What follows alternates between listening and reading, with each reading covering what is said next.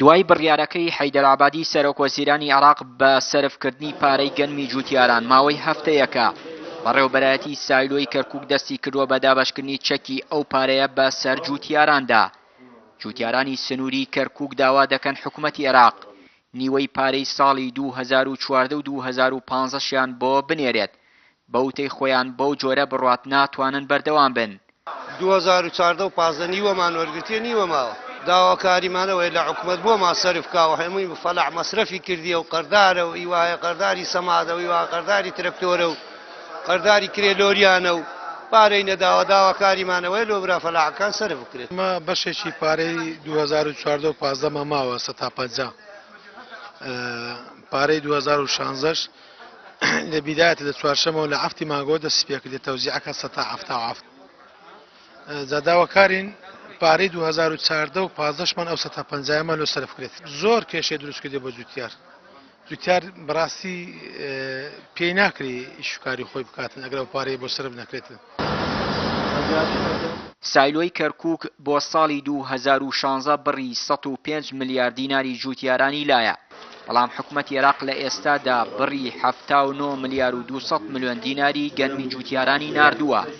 بەو پێش هەر جوتیار و بڕی لە 177 پارەی ساڵی 2016 گەنمی بۆ سەرف دەکرێت. بەڕێوەبەری سایلۆی کەرکووکیش دەڵێت دابەشکردنی پارەی جوتیاران بەردەوام دەبێت تاکو ئەو کاتەی حکوومەتی عێراق تەواوی پارەکە دابین دەکات و پرۆسەی دابەشکردنی چەکی گەنمی جوتیاران بۆ ساڵی 2016 مانگێک دەخایەنێت. ئێمە لە هەشتی سێوە دەستمان کرد بە دابەشکردنی چەک دەوری تای 300 چەکمان تەوزیع کردووە.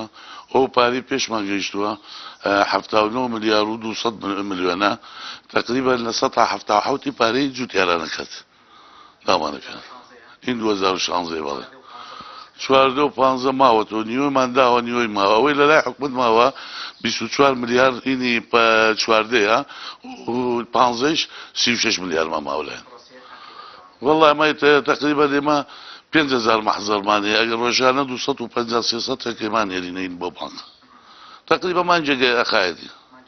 بەڵێ بەردەوامە هۆیستا زۆر باکیادێر کەسێ بەتەسەسول و بەژمان ئەوەی دەینە و دێ چەکی خۆی بەوەڕوە.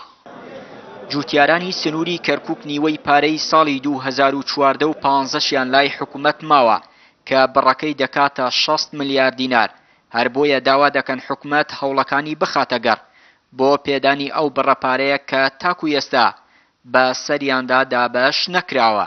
چیانووری کەناڵی ئاسمانی پەیام، کەرکووک.